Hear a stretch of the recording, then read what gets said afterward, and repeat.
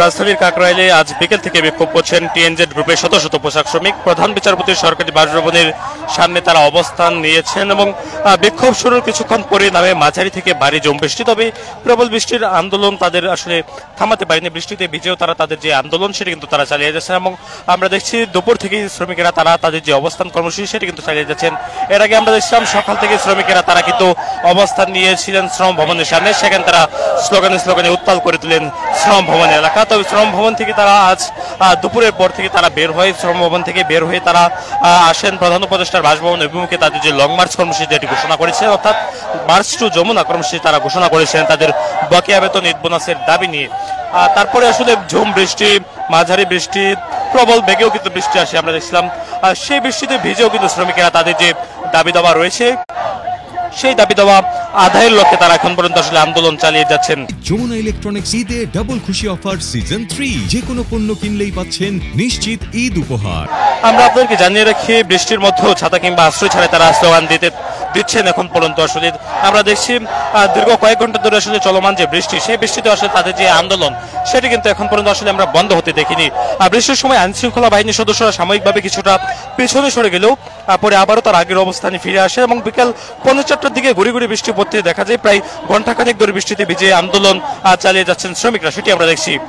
এর আগে দুপুর 2:30টার দিকে জাতীয় শ্রম ভবনের সামনে থেকে মিছিল বের করেন শ্রমিকরা। কাকরাইল মোড় হয়ে প্রধান উপদেষ্টা সরকারি বাসভবনের দিকে এগোলে 3টার দিকে প্রধান বিচারপতির বাসভবনের সামনে তারা পুলিশের ব্যারিকেডে আটকে যান। পরে সেখানে অবস্থান কর্মসূচি তারা শুরু করেন। এ সময় আন্দোলনরত শ্রমিকরা বিভিন্ন স্লোগান দেন, বেতন চাই, বোনাস চাই, চূড়ান্ত হিসাব আজকেই চাই, এমনটি আসলে তারা স্লোগান দিতে থাকেন, যেটি আমরা দেখছি। আপনাদেরকে জানিয়ে রেখে এটি হচ্ছে গাজীপুরের টিএনজেড অ্যাপারেলস লিমিটেড, যে গার্মেন্টসটি গত কিছুদিন ধরে আসলে আমরা দেখছিলাম গাজীপুরেও তারা আন্দোলন করছিলেন এবং গাজীপুরের মহাসড়কও তারা অবরোধ করে রেখেছিলেন দীর্ঘ কয়েকদিন, সেটিও আমরা দেখছিলাম।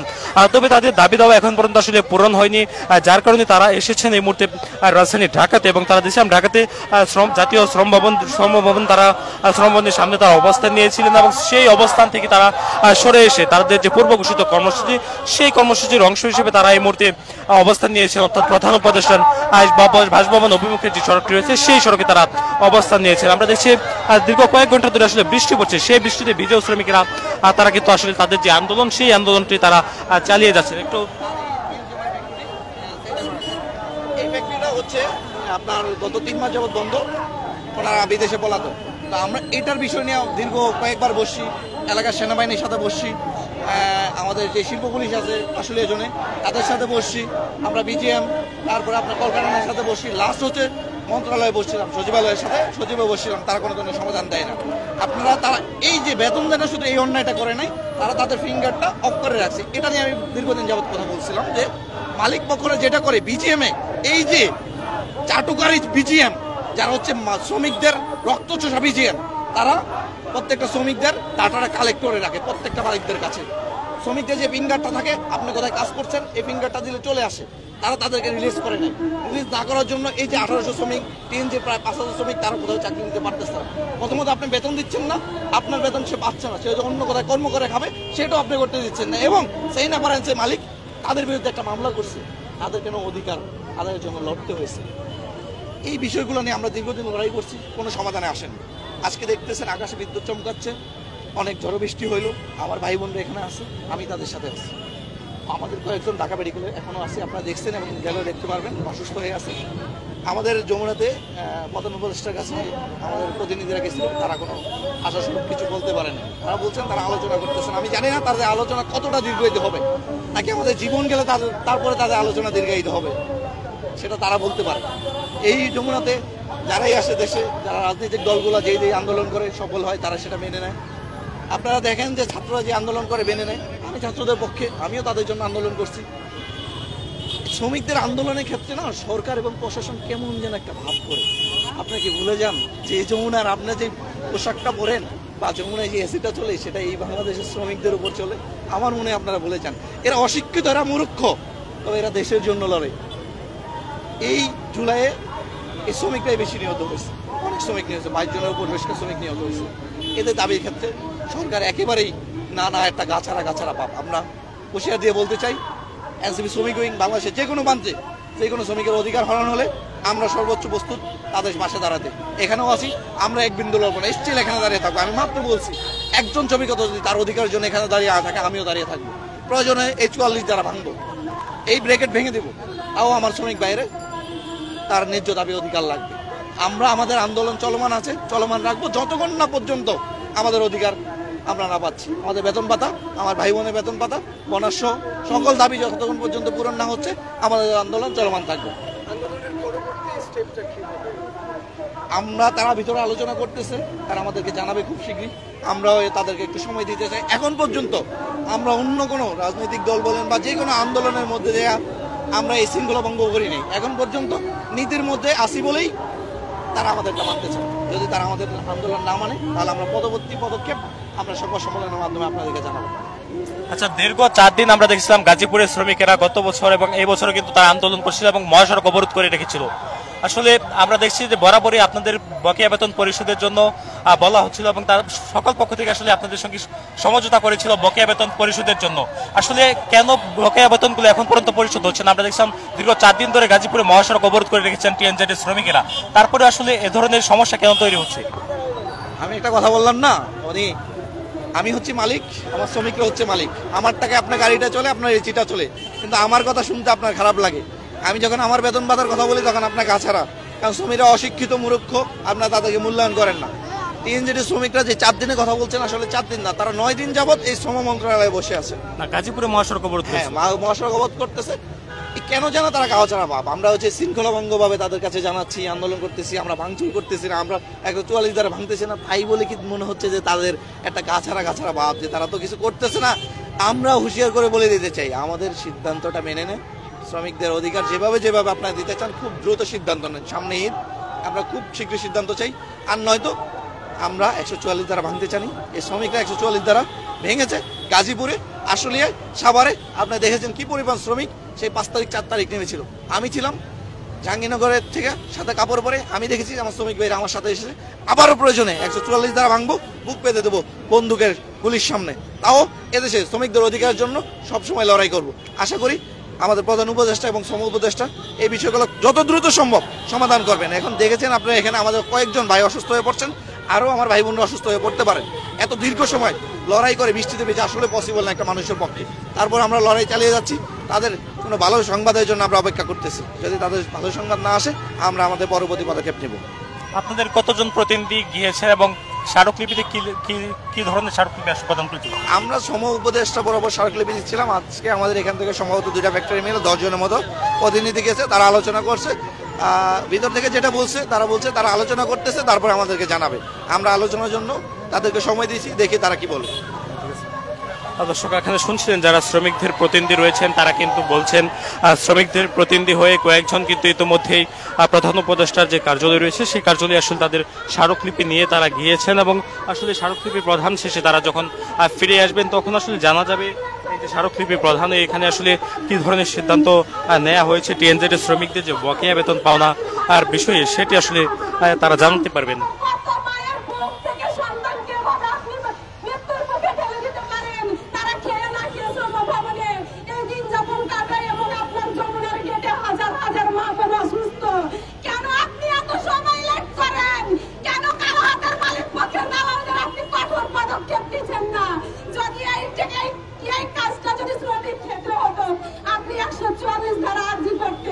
কিন্তু আপনার এই কালো কুচির হাতের দালালেরা এবং মালিকেরা যে দেশের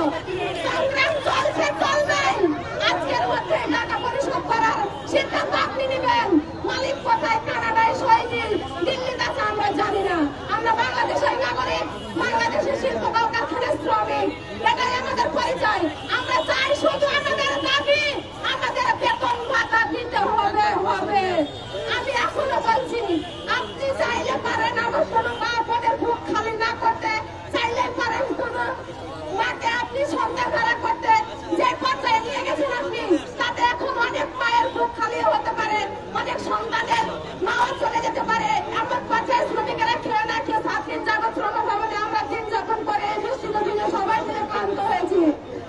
আমি এই বলে আমার বক্তব্য শেষ করছি।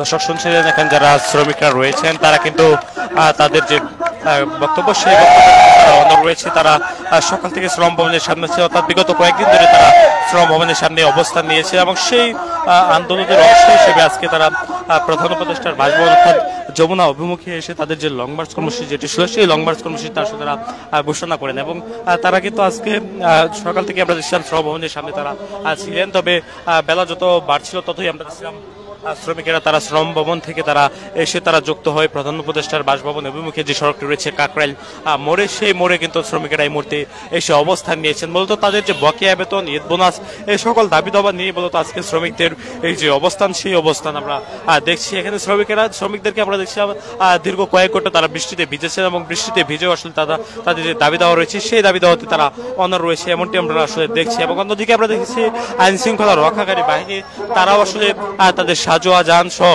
তারা আসলে যে প্রস্তুতি রয়েছে সেই প্রস্তুতি নিয়ে আসলে তারা তাদের কঠোর অবস্থান নিয়ে আসলে যমুনা অভিমুখে তারা আসলে অবস্থান নিয়ে রেখেছেন, সেটি আমরা দেখছিলাম। তো আপনাকে জানিয়ে রাখি TNZ গ্রুপের শ্রমিকেরা তারা দীর্ঘ কয়েকদিন ধরে আসলে শ্রম ভবনের সামনে তারা অবস্থান নিয়েছেন এবং তারও আগে আমরা দেখছিলাম গাজীপুরে দীর্ঘ কয়েকদিন তারা আসলে গাজীপুরে মহাসড়ক অবরোধ করে রেখেছিল।